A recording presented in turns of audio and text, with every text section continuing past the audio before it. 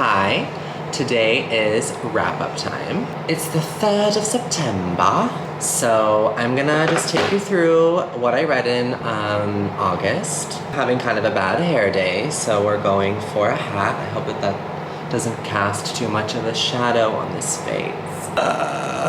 So my reading month of August, like just the summer reading for me is hard. So I had only 4 books that I read in August, but I'll share them with you. And I'm gonna cheat a little bit because I finished 1 book in July. July was even worse. Even though 1 book, you know, in a month is good. It's reading something. I finished Coventry by Rachel Cusk, the essay collection, on the 29th of August when I flew away for the summer. So I'm gonna just include that in here at first. I left the copy with my family because I thought my dad would want to read it. He hasn't read any Cusk, but he's read a lot of interviews with her or just reviews of her work, and he was curious, so I left it with him. I'll just say that this collection didn't do it for me. I'm a total Cusk fan. She's one of my favorite authors,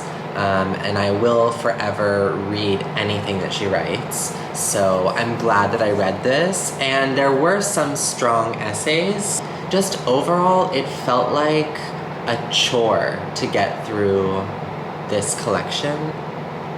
I don't have the copy with me to flip through and tell you like these ones I loved, these ones I didn't, although I did talk about it in a vlog, so I'll link that upstairs. A lot of these books I have vlogs that I talked about them, so you'll see pop-ups during the video if you feel like watching. I mean, Rachel is a smart little cookie, so it's always like big brain energy, it's a challenge to read. But also I really think that she's brilliant. There were some essays that I just didn't really enjoy. I couldn't find myself really caring about the content. It wasn't a total disaster. I just think it's not my favorite thing of hers that I've ever read. I wouldn't recommend it for someone, say, who's never read her before. Yeah, I mean, that was that. I think I gave it like a 3 stars, like a 2.5, I don't know. Okay, next thing I read, I'm gonna get my Goodreads because I can't fucking remember what I read. After the Sun, which is a short story collection by the Danish author Jonas Eika, I think that's how you say it. This was translated from the Dutch by Sherilyn Nicolette Helberg.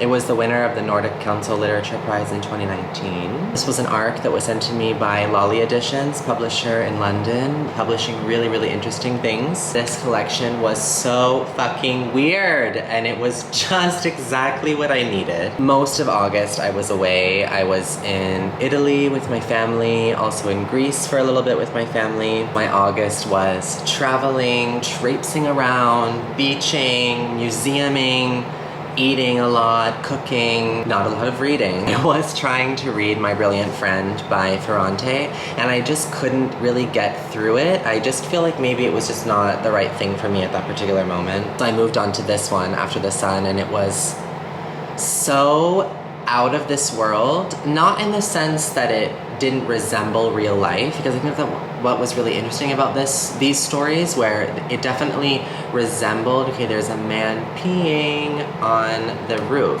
across from me.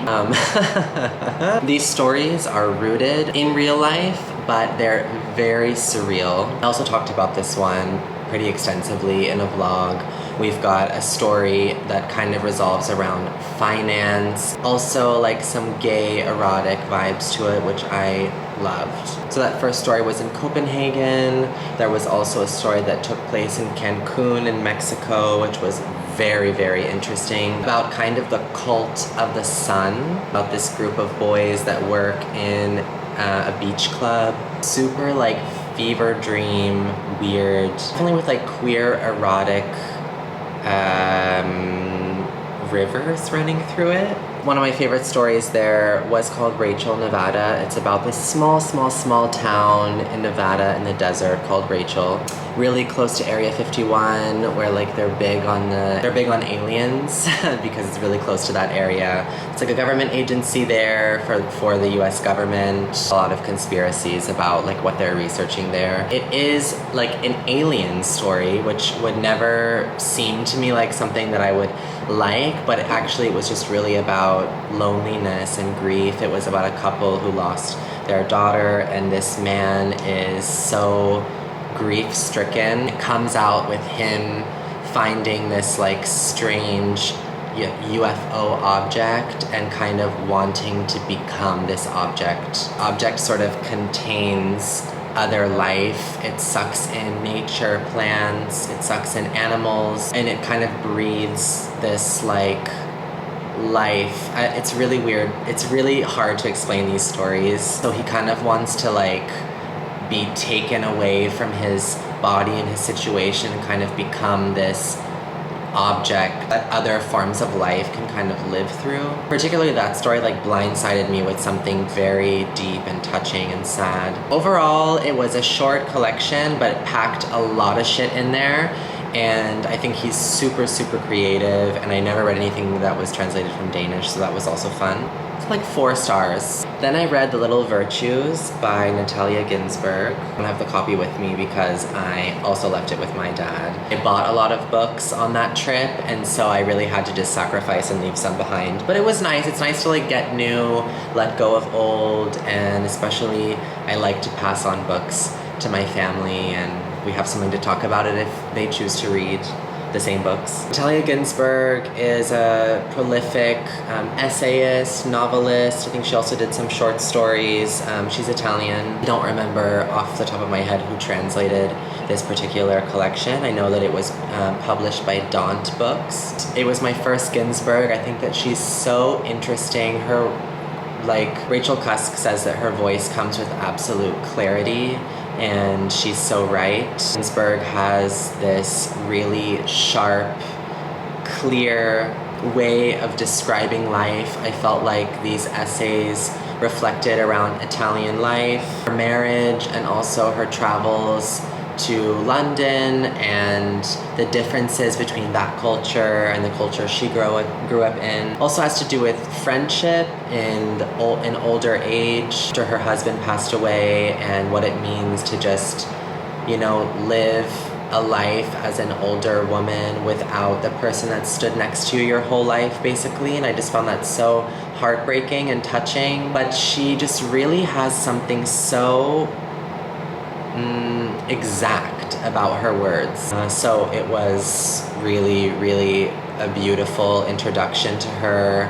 I gave it a 5 out of 5. I think she's an incredible writer. There was only one essay that felt kind of a little bit like whiny to me about British culture. And that one I was like, I think we can move on. But all of the rest like had me very touched. It also made me want to write. It made me want to write personal essay, which is hard. Moving on. Next, The End of Eddy by Édouard Louis. He's a French writer, 29 years old. I also talked about this extensively in a recent vlog, both of the next books that I'm going to talk about, so definitely I'm not going to repeat myself, so you can go watch that if you're really interested. This is about a young gay man in his childhood in a village in northern France dealing with extreme poverty. Also just what it meant to be a gay man in his environment, in his family, in school, in the local society. He's talking a lot about social inequality here and violence. It's a very violent book. I think his other book is called The History of Violence, which I really want to read, and my partner Ohad has read. He's also read this, which sparked me to read it so that we would have something to talk about. And on the back it says, this book ultimately asks, how can we create our own freedom? So that is sort of the overall theme about this book. This is autofiction, so it's inspired by his own life. He's dealing with his identity and freedom, Chronologically, this goes from when he's a small child up until high school, university. I did find this book strong. I felt that the prose was really good. He's a really compelling writer, and he has a lot of really, really important things to say, and he's not shy of being quite raw about the violent details. So that I can really, really appreciate. However, something didn't work for me fully about this book. I don't know exactly what. I want to say it's something about the structure. It kind of jumps around a lot, even though we do progress in time, but I felt at some point it kind of felt like it was looping around on the same thing. I did like this. I thought it was strong, but I didn't love it. I think I would give it like a 3.5 stars. But he's very brave. I would love to read more from him. It is a very courageous book, and as a gay man, it disturbed me.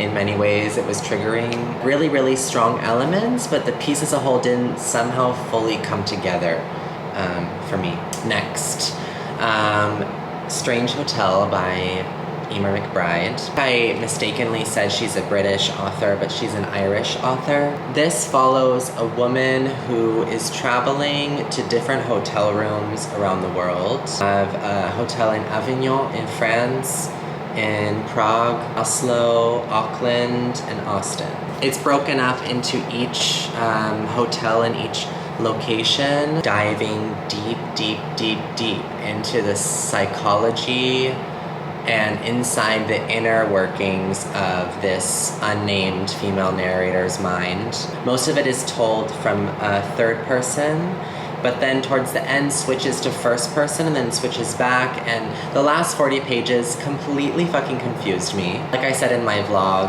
I was like balancing on this line between this book is so self-indulgent and so difficult for me to read that I don't think it's working for me, or I just simply, and still don't, I think, feel like I'm intellectual enough to fully understand what she's doing here. So I was on the line between that and this is fucking brilliant, and I really think that this is brilliant. I think that this is really brilliant. I never read something like that before. So sophisticated, so that's difficult for me because I don't have the biggest vocabulary. But the form is so interesting and it's so creative, and I love something that is inside a person's head, in the environment of a hotel room. I absolutely love that idea. This is dealing with loss and loneliness, the theme I feel like that I'm reading right now in almost everything that I'm picking up. This is a book, like I said in my vlog, this is a book for someone who enjoys eavesdropping on another person's life, and how you can relate in yourself that sometimes you are so confused and your thoughts just fly around. One thing leads to another. There's a spark and then it becomes like a wildfire of different unrelated thoughts. How time and memory kind of flow through you, and sometimes you go back to memories for comfort at the same time you try to escape from them. So if any of that interests you, this book is doing something really interesting with all of those. You are inside this woman's psyche and every single possible direction it shoots off into. I thought that it was a really beautiful portrait of loss and just what that does to a person's mind. But I was left totally confused in the last part of this book, so please someone read it so we can talk about it and you can tell me what I missed. But I underlined a lot, and I think McBride is very, very smart and very creative. For those of you that are interested in the process of writers, thought it was interesting that I looked up an interview with her, and she said that when she starts a book, it's not like a dramatic thing like I'm starting a book. She opens a Word document and she writes down a thought that she has. She doesn't know that it's a book when she's writing it, which I think is so nice, you know. You don't have to know everything about your book to write your book. It can also reveal itself to you as you write it. And each day she tries to write 1,000 words. And then the next day when she wakes up and she looks at the 1,000 words, she probably deletes 800 of them. And then she starts off again after her favorite sentence of what she read the day before. And eventually it becomes a book, it becomes something. So there's some messy, complicated one-night stand situations in here. So if that's your kind of thing, you might like it. So singular.